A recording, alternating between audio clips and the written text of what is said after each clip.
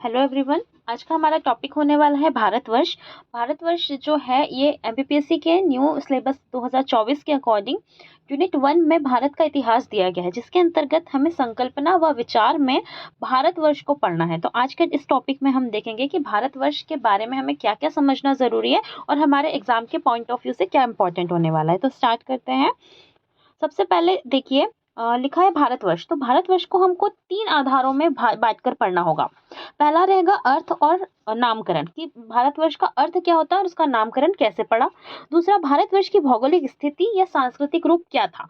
और तीसरा हमको देखना है भौतिक संरचना, कि भारतवर्ष की भौतिक संरचना क्या क्या रही थी। तो स्टार्ट करते हैं कि भारतवर्ष को हम 3 आधारों पे कैसे पढ़ेंगे। सबसे पहला आता है अर्थ एवं नामकरण। अर्थ एवं नामकरण, तो अर्थ एवं नामकरण की जब बात आती है तो पहला आता है भारत का अर्थ क्या होता है। तो भारत का अर्थ, भारत जो है दो शब्दों से मिलकर बना है, भा धन रथ। भा का मतलब होता है प्रकाश या दीप्ति और रथ का अर्थ होता है लीन या संलग्न होना। ठीक है, तो ऐसा स्थान जो निरंतर प्रकाशमय रहता है, इसे ही हम क्या कहते हैं, भारत कहते हैं। ऐसा स्थान जो निरंतर प्रकाशमय है उसे ही क्या कहा जाता है, भारत कहा जाता है। और इसमें जो भा है, भारतवर्ष में जो भा है, ये किसका प्रतीक है, यह आध्यात्मिक प्रकाश का प्रतीक है। मतलब ऐसा स्थान जो निरंतर आध्यात्मिक प्रकाश से प्रकाशमय रहता है, इसे ही हम क्या कहते हैं, भारत या भारतवर्ष कहते हैं। ये इसका क्या हो गया, अर्थ हो गया। भारत या भारतवर्ष का अर्थ होता है ऐसा स्थान जो निरंतर आध्यात्मिक प्रकाश से क्या होता है, प्रकाशमय रहता है। ठीक, इसके बाद हम देखते हैं कि अलग अलग कालखंडों में जैसे जैसे कालखंड बदलते गए वैसे वैसे ही भारत के जो प्राचीन नाम है उनमें भी क्या आया, चेंजेस आया, बदलते रहे। तो विभिन्न जो कालखंड है उसमें भारत को अलग अलग नामों से जाना जाता है। ठीक, अलग अलग नामों से जाना जाता है। तो सबसे पहला नाम दिखाई देता है जिसमें है जम्बू द्वीप। तो आखिर जम्बू द्वीप नाम कैसे पड़ा।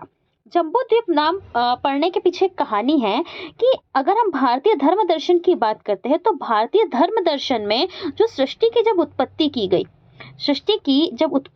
गई तो सृष्टि की उत्पत्ति के समय जो ब्रह्मा जी थे उन्होंने सृष्टि की उत्पत्ति की और ब्रह्मा जी ने अपने उत्पत्ति के बाद अपने सृष्टि का सारा जो कामकाज था, जो सारा संचालन करना था, उसकी जिम्मेदारी किसको दे दी, अपने पुत्र स्वयंभय मनु को दे दी। तो स्वयंभय मनु को जब इसकी जिम्मेदारी मिली तो उन्होंने अपना शासन किया और उसके बाद उनके जो 2 पुत्र हुए, उनके कितने पुत्र हुए, 2, जिसमें से एक थे प्रियव्रत और एक थे उत्तानपद।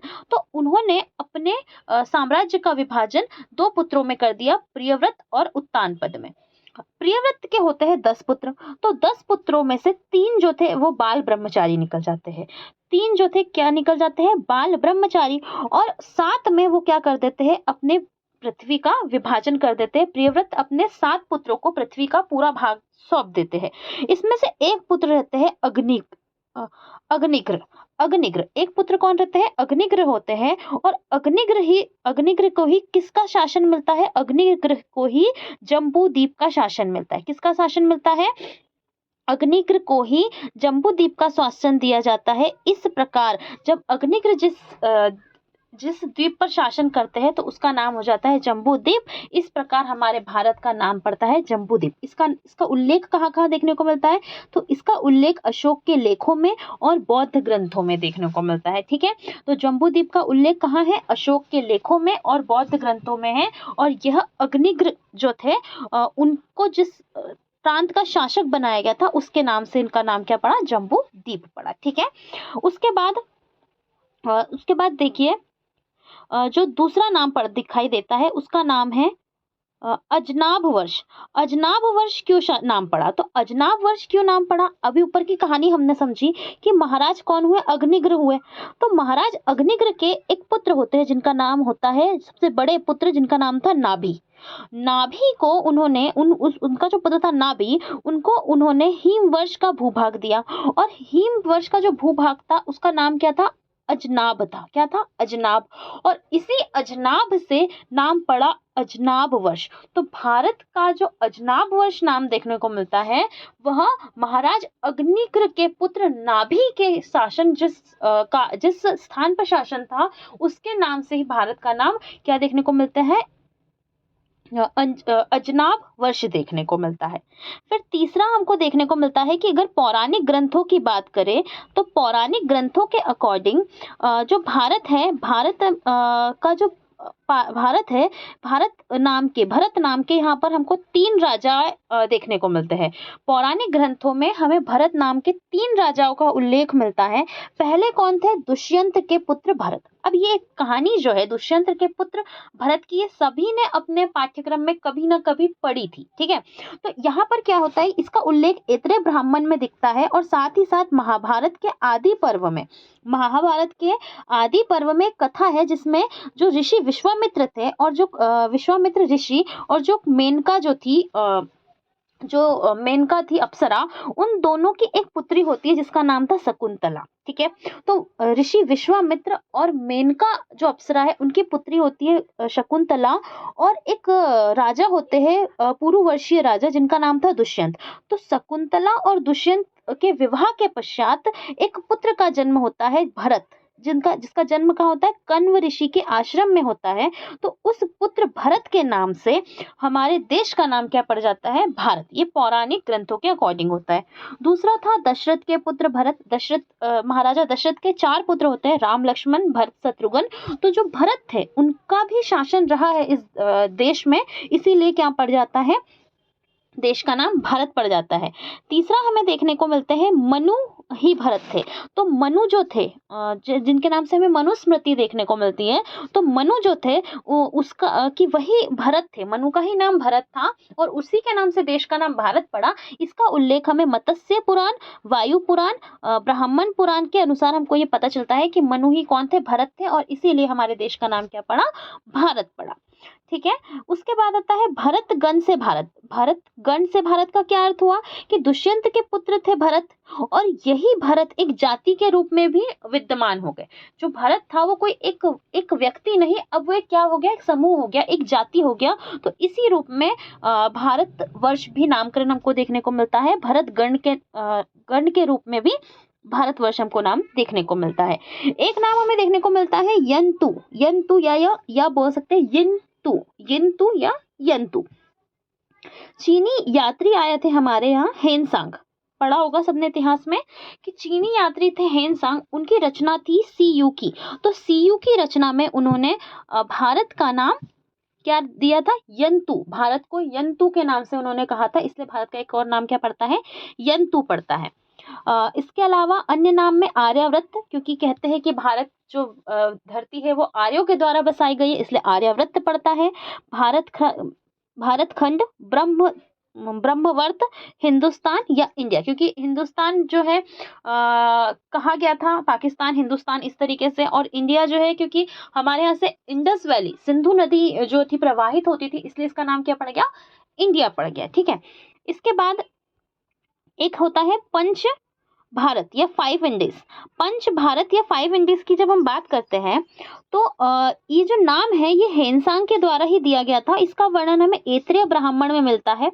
अब इसका अर्थ क्या हुआ कि पंच भारत मतलब जो भारत का उपमहाद्वीप है, ये कितने भागों में बटा हुआ था? 5 भागों में बटा हुआ था, जिसमें से जो ऊपर का भाग था, जो सबसे उत्तर का भाग था वो उत्तरापथ कहलाया, जो दक्षिण का भाग था वो दक्षिणापथ कहलाया, यमुना और ब्रह्मपुत्र नदी के मध्य का भाग मध्य देश कहलाया, इधर नॉर्थ ईस्ट का भाग जो था प्राच्य कहलाया, और इधर जो पश्चिम का भाग है वो प्रतीच्य कहलाया। तो इस तरीके से भारत जो था 5 उपमहाद्वीपों में बटा हुआ था, मध्य देश, उत्तरापथ, दक्षिणापथ, प्राच्य और प्रातीच्य। तो इसी प्रकार से भारत को हम क्या कहते हैं? पंच भारत या 5 इंडीज कहते हैं।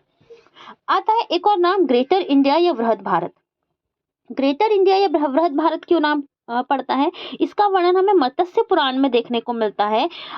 इसका अर्थ ये होता है कि जो भारत के उपमहाद्वीप है, ये जो 5 उपमहाद्वीप हमें देखने को मिल रहे हैं, इनके साथ साथ अगर भारत के दक्षिण पूर्व में 8 द्वीपों को मिला लिया जाए, दक्षिण पूर्व में इस साइड में अगर 8 द्वीपों को और जोड़ दिया जाता है, किस किस के साथ? मध्य देश, उत्तरापथ, प्राच्य, प्रातीच्य और दक्षिणापथ के साथ अगर हम 8 किसको जोड़ देते हैं? दक्षिण पूर्व के द्वीपों को जोड़ देते हैं, तो इसे ही हम क्या कहते हैं? ग्रेटर इंडिया कहते हैं, और इसका वर्णन हमें मत्स्य पुराण में देखने को मिलता है, ठीक है। इसके आगे देखिए, भौगोलिक एवं सांस्कृतिक रूप। भौगोलिक एवं सांस्कृतिक रूप की अगर हम बात करते हैं, तो इसके अंतर्गत हमें देखने को मिलेगा कि भारतवर्ष में किन नदियों का, किन सरोवरों का, किन पर्वों का हमें वर्गीकरण देखने को मिलता है।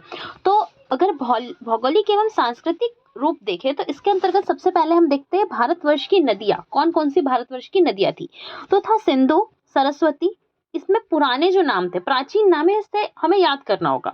सिंधु, सरस्वती, झेलम जिसे हम वितिस्ता कहते हैं, चिनाब जिसे अस्कनी कहा जाता था, रावी, परुशनी, सतलज, शत्रुदी, घग्गर, द्वशदती, गंगा, यमुना, नर्मदा, रेवा, ताप्ती, गोदावरी, कृष्णा, ब्रह्मपुत्र, महानदी, कावेरी, गंडक, सोन और कोसी।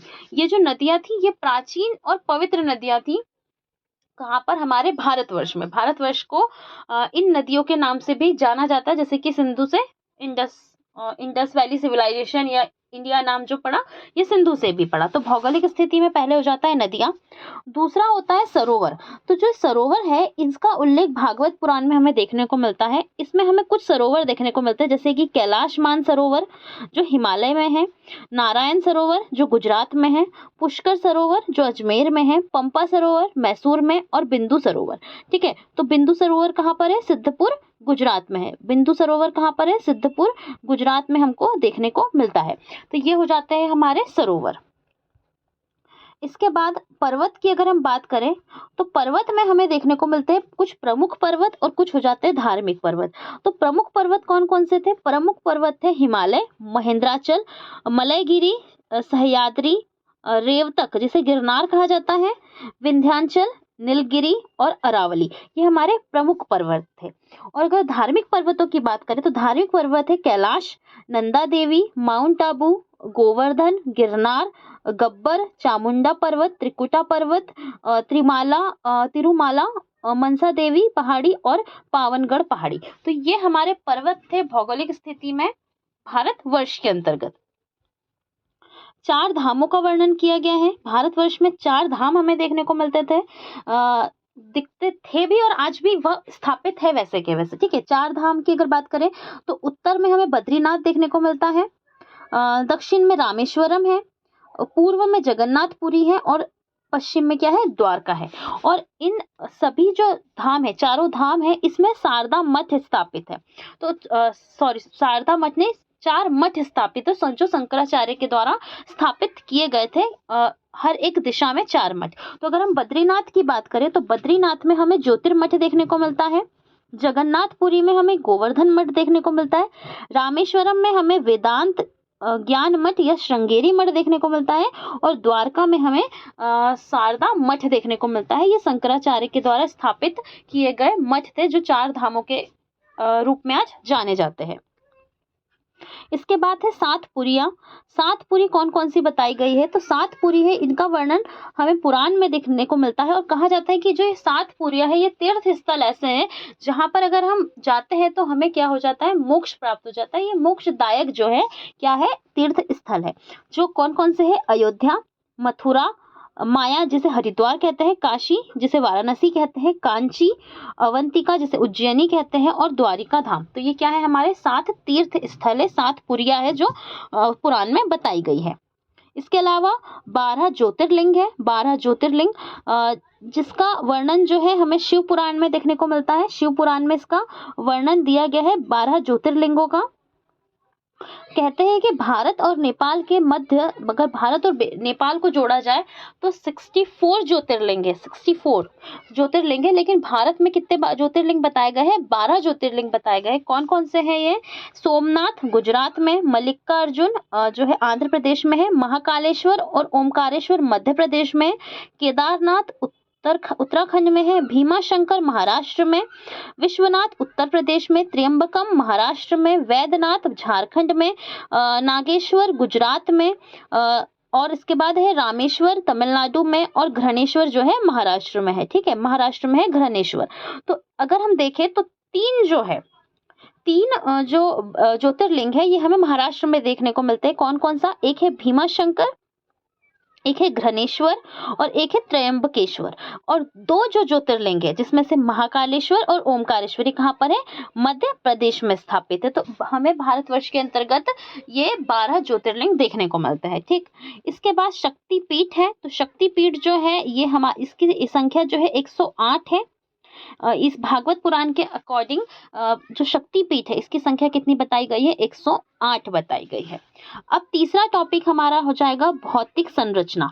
भौतिक संरचना की अगर हम बात करें तो भौतिक संरचना के अंतर्गत बताया गया है, विष्णु पुराण में बताया गया है कि जो भारतवर्ष की है सीमाएं, जो भारतवर्ष की सीमाएं है ये कैसी थी? ये उत्तर में हमें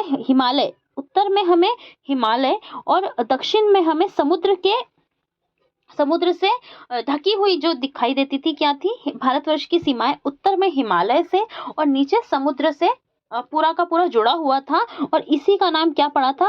भारतवर्ष पड़ा था। ठीक है, तो भारतवर्ष का जो वर्णन है ये कहाँ देखने को मिलता है? विष्णु पुराण में देखने को मिलता है।